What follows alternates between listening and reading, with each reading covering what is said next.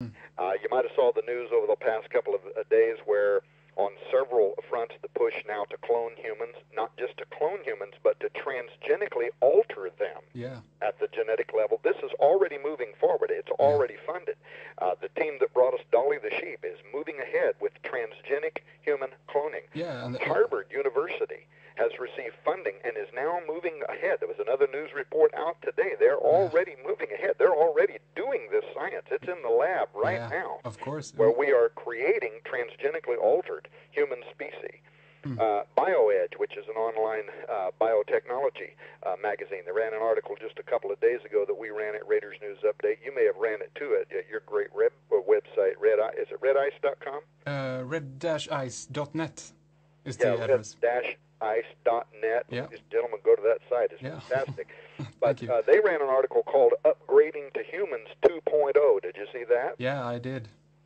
And they were talking about the mutants, in these X-Men films, and they were saying it's not fanciful, it's not ridiculous. Exactly. And they, of course, were quoting some of the stuff that was coming out of that recent Stanford University Law School that had about 150 academics that went to it from Europe and Asia and New Zealand and across the United States, who were discussing, in fact, the imminent future enhancement of the human intellect and body into something that modern men have never seen before. Donna put up a headline today over there at Raiders News Update. I haven't even had a chance to read the whole thing, but it was a story that came out last night from CNN, who announced a new series that they're starting now, and they're going to be doing over the next 3 weeks on futurism. And whether or not all of this new technology is leading us, and I love the title of their article. It's called Heaven or Hell. Are we going now with this technology to heaven or hell? What an appropriate question, because I think we may be reintroducing a science that was part of the conflict between the beings that are typically defined in Western Judeo culture, at least, as those forces that came to us from heaven and from hell. And so let me get back on track.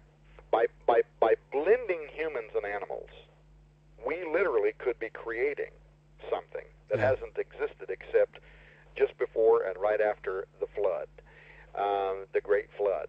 We could be creating something on the order of the X-Men. Now, why do I say that? Because getting back to what molecular biologists tell us, we know that both in science and solid theory that animals do things we can't do. They can sense earthquakes. They migrate based on a science that we don't even understand. We don't know how pigeons fly back to a place over very large periods, areas of ground, and carrier pigeons, and can wind up back where they are. We know that they can smell, certain animals, like dogs, can smell tumors. We know that dogs can hear sounds as high as 40,000 hertz, and dolphins a lot higher than that, something like 100,000. It's also known that some of these animals see wavelengths of the electromagnetic spectrum that are beyond human ability. And in all of this, Henrik, I suspect, as our understanding of quantum physics, including light matter and dark matter, expand, I think we're going to come to more fully appreciate the Bible's references to beings of light and beings of darkness. We may only now be coming to a point in human understanding that the natural world as we view it, the matrix of our day-to-day lives, which is only a fragment of, I think, reality. Exactly. We're only now understanding that exoteric knowledge is only a small piece of esoteric or metaphysical, supernatural reality. And this is something that the ancients of the Bible and other societies understood, but Western knowledge, which has so dominated the world's approach to science, has corrupted, I think, has diminished. And I think it's something that in eternity we're going to laugh at, because there's far more that we don't see. And I can tell you that as a former exorcist. Far more that we don't see that exists all around us. They are there beyond the veil, the beings and the science of light and darkness, of angels and demons and E.T. Now, I see the clock ticking, and I know we're going to run out of time. Yeah, sure, go ahead. We have about almost 9 minutes, 9 minutes, so go ahead. Am I going on too much? No, it's great. Please continue. Okay. Yeah. my point about transgenics and these animals, we usually never see things like angels, demons, things like that. I mean, there are exceptions to that rule, even in the Bible. Yeah. But typically, we don't see them. They're beyond our ability to see or understand, other than casual experiences. But what about the animals? And especially, what about certain kind of animals? Animals may, in fact, be able to see those beings, spirits. And the Bible, of course, provides verification for that in the story of Balaam's donkey, where the donkey sees the angel standing in the middle of the road with its sword drawn, is going to take off dumb Balaam's head, and Balaam keeps kicking the donkey, trying to get it back onto the road. But researchers also have uncovered evidence outside of the Bible that animals seem to react to things that are unseen. They seem to notice something that we don't see. Dogs barking and growling at nothing, or running and hiding under the bed. Yeah, absolutely. Now, when it comes to this question of transhumanism and transgenics, imagine what it could mean if government laboratories, some of these laboratories that are already funding research we've talked about just a moment ago, with unlimited budgets, working beyond congressional review. Yeah. What if they were decoding the gene functions that lead to animal propensities of sense and smell and sight? Yeah, Tom, I must ask you. I mean, who are these guys who are involved in this kind of research? Do you think that they know something here, or who are they involved with, so to speak? Well, you go to Google, type in extended warfighter programs, type in DARPA. Look at some of the things that we're already doing, where we're changing.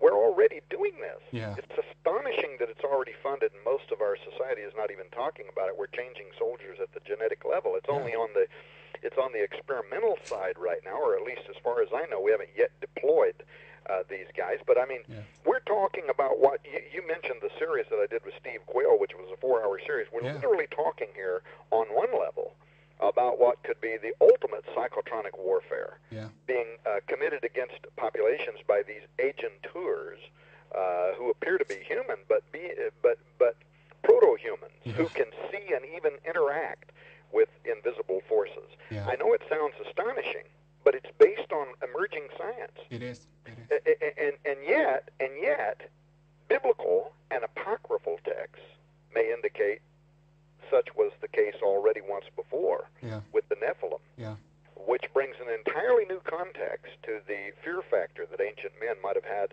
of those beings. And yet, even that terrifying possibility alone is only the tip of the iceberg. Because if interbreeding between regular and transgenic humans, transhumans, which is a possibility that not only do many people believe explains what happened in Genesis 6 and why the flood came, and both before and after certain beings were destroyed, but now they see it as being an imminent repossibility. That's the reason why in the back of their mind, that's the reason why the writers of CNN, who announced this 3-week series that they're going to be doing, that's why they called it Heaven and Hell, because it's an imminent repossibility. It is. Given modern man's science and tendency to throw caution to the wind whenever given the chance to play God, that we may be reintroducing something now that could bring us to hell. Because if interbreeding between these transhumans and regular humans ever occurs, and by the way, ladies and gentlemen, let me make an announcement. It is going to occur. It's going to occur, and soon.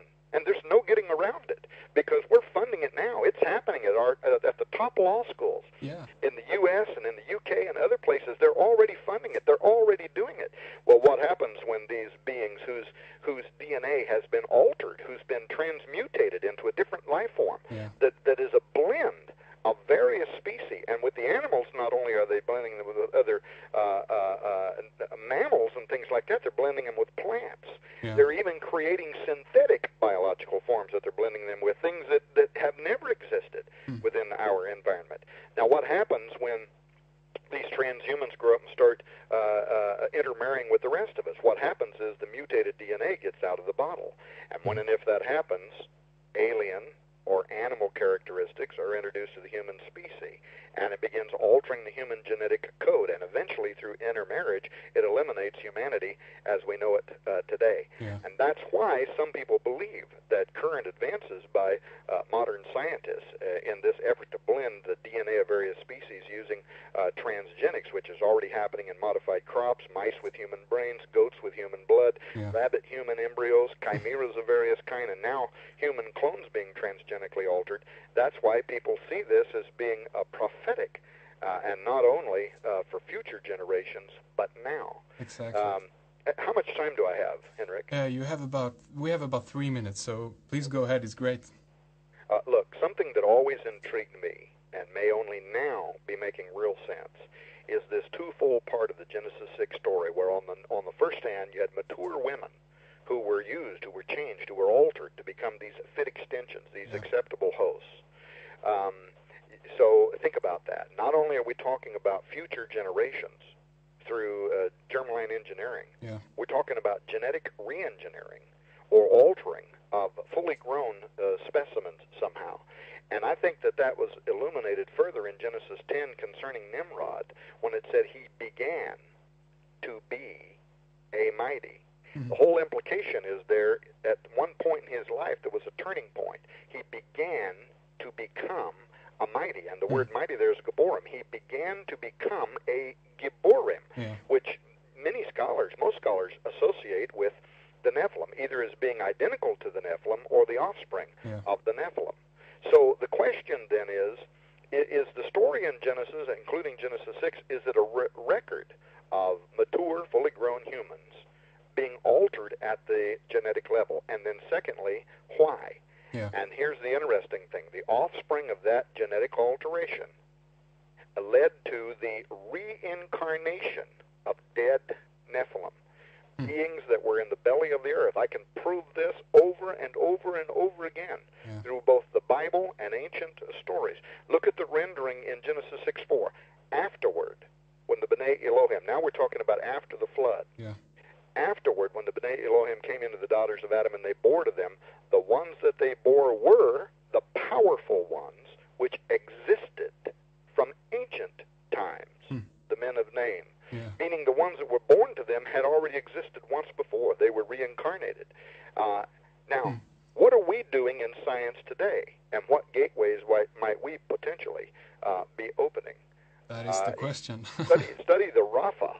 I'm probably out of time now. No, sure. We got about 30 seconds only. I mean, we're right at the peak here. So go ahead if you got something. Study the Rephaim, spirits of the dead Nephilim, which carries the meaning to heal or to be healed, as in a resurrection.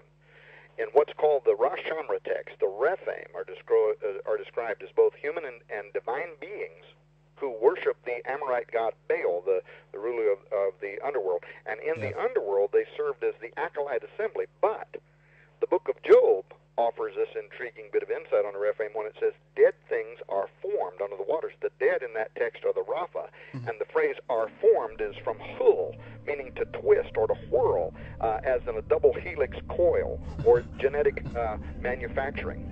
And the next time if I'm on your show, I'll give you a lot more scriptures that talk about that. Exactly. Yeah, we gotta end it. I'm sorry. We gotta do this some other time because it's been great, and we just got halfway through, I guess. So we did. Thank you so much, Tom, for being on the show.